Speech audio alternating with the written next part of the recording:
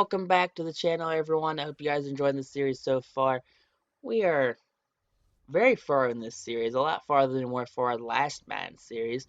But I guess that happens when you have twice weekly uploads opposed to single weekly uploads. But besides the point, who really cares? I mean, hey, Jacksonville, we're trying to figure out who's going to be the next backup for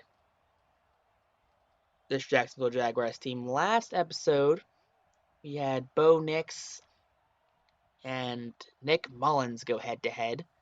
So, hey, who is it gonna be this time? We have two more quarterbacks going head-to-head against each other, trying to figure out who's gonna make it to the Super Bowl caliber team.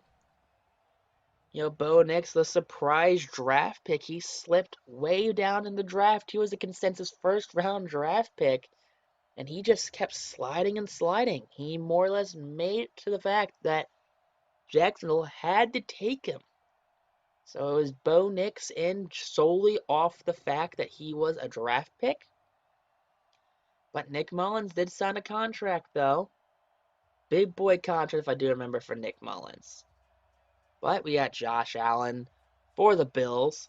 And there was this very strange stat I think I saw that it was if the draft that the Browns drafted Baker Mayfield, apparently the Seahawks had offered, and I kid you not, this is how it happened.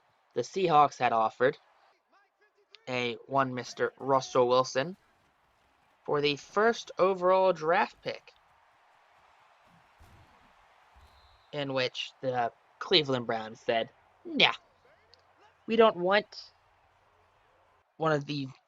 not even one of, probably the best mobile quarterback in the National Football League. We don't want him. He's too good for us, they said. We don't want to hold him back. He's too great. We can't have any Hall of Fame talents on this team, they said. So Seahawks said, okay, if you don't want our Hall of Fame quarterback, I guess we'll keep him. Because what else do you do for Hall of Fame quarterbacks? You kind of just keep them. But besides the point right there, moving on for the rest. I mean, apparently, and this is all speculative information now because it's not, none of it has been truly confirmed nor denied. But it was said that if the Browns had said yes to that trade, the amazing trade that would have sent Russell Wilson, a MVP caliber player who's never seen an MVP vote in his entire career, to the Browns, and the Browns would send back the number 1 overall draft pick.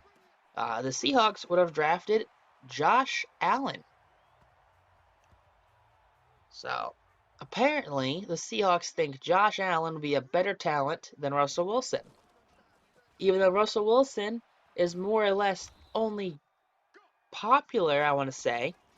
Not taking anything away from what he's done. He's a great quarterback, and he's an MVP caliber and deserves an MVP.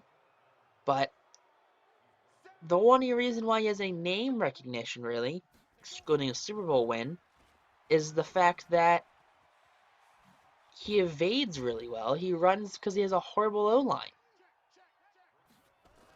I mean, teams that have good O-lines and quarterbacks just run willy-nilly, they're just like, how about you don't do that? But Wilson has the ability to extend plays like Carson Wentz, but better than Carson Wentz. Let me say that again. Carson Wentz can extend plays. Russell Wilson can also extend plays.